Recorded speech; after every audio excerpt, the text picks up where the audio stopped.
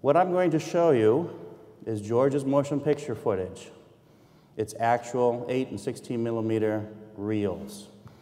About 6 years ago, Fox Studio asked us to provide these materials for the digital remake of The Day the Earth Stood Still, which was a classic movie which actually shows an event that truly happened, although not in that location. It happened in Alaska under slightly different circumstances. But the three leaders of the Western world at that time did participate in the exchange. And by providing that film under one of two studios that was capable of doing that at that time, we felt that we could able to contribute to a message that was very prevalent at that time, to give you an idea of how people come to this world and how their exposure to a far greater truth and reality and how they would look and examine us. We often think that they would look and belittle us, and sometimes they just simply shake their heads because they cannot understand why we don't understand. How come we can't get the idea? What takes us so long to grasp our natural abilities to actually go forward in a progressive future? And so I was very happy to participate in that, and then we took the films once again and took each section of them in real time, replicated them in half time, so you'll get that back to back so that you can get a better view of the craft in motion three-dimensionally under the various conditions.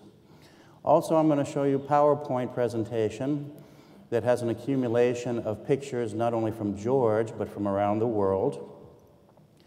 And this will perhaps challenge some of our thoughts concerning this field, because we have been told many different things over many different years without accountability, and I think that by doing proper research you actually can find out some truth. The old saying is, the truth is somewhere out there. Actually, the truth is right in front of you. Knock and you shall find. The door shall be opened. It's very simple. Nothing is purposely hidden from you that you cannot discover. You just simply have to put the effort into it. And I think most people want to have everything delivered on the Thanksgiving plate. They want to have so-and-so authority say, this is the actual information, and now you can totally accept it. But with our cynicism and skepticism of officials these days, let's face it, nobody's going to do that. Plus, you have the many other vested interests that are going to step and say, well, we don't agree with that particular linear thought, and so we will not agree with that either. So you basically have a very terrible situation in which the witch's stew is constantly mixed back and forth and back, and actual truth is very elusive, but it is there for you to find. But in February 2012, I was preparing for a lecture, and I decided I want to revisit those statistics. And keep in mind, this is just a cumulative total over the years. Again, the #1 report was the amorphous category of light, 13,997 reports at this point. But then when we look over there again, who was the second runner-up? Triangular UFOs, 6,957 reports, relative to the classic flying disc of 5,288. So just trying to put some numbers to what we're talking about here. We're starting to see more and more of these reports. Case in point, sign of the times, let's look at what the covers of the books are looking like. You know, we had Glenn Steckling talking about George Adamski. I just showed the cover of George's book. Back then, the ubiquitous flying saucer was always on the cover of these books. But now we're starting to see UFO books emerge that have imagery of these large triangular UFOs. So we're starting to see a shift in the way that people are viewing the UFO phenomenon, and in the way that the UFO phenomenon appears to be emerging.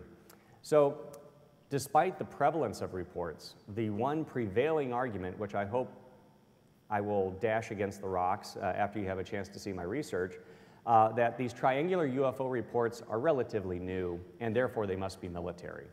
Well, I have a real hard time with that, especially when I started seeing statements like this on the internet being made by individuals that clearly hadn't done their homework.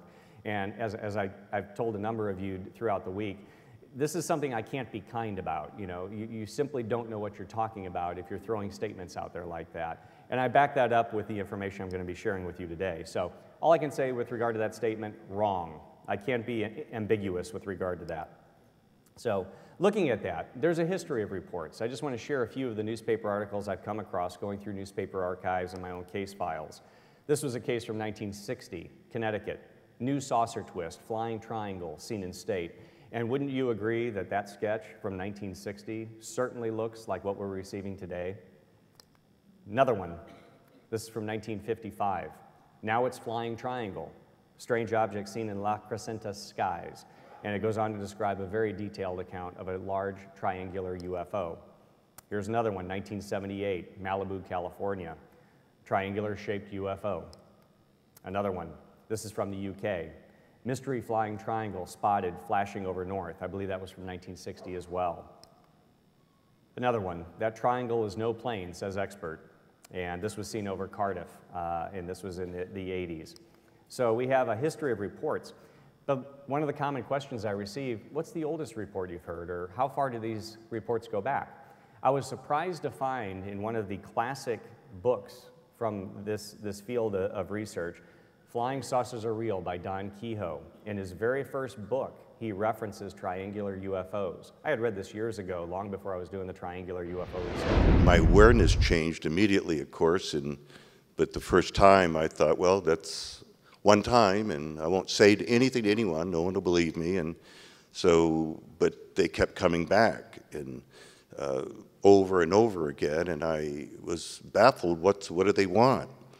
And I wasn't afraid, again, it was just still a mystery, and I would go back to my scientific background and say, well, I guess it really didn't happen.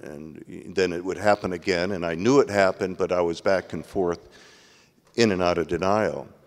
It's over the years, more unique experiences came about where I'd be camping and a ancient one, I recall, which is similar to a Sasquatch, would walk up to me, and I heard him thump, thump, thump, and I'm standing there looking, it's daytime, and he stood about 5 feet from me, and he was going like to clear his throat to let me know he's there, and I knew he was there.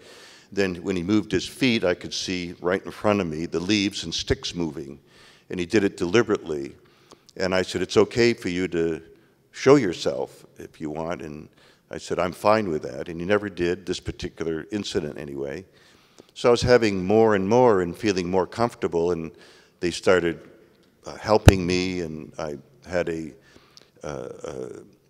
ruptured disc and couldn't walk, was in a wheelchair with excruciating pain, and they came into my cottage and healed me. The doctor said, you'll probably never walk again unless you have this operation, and I wasn't going to let him experiment on my back.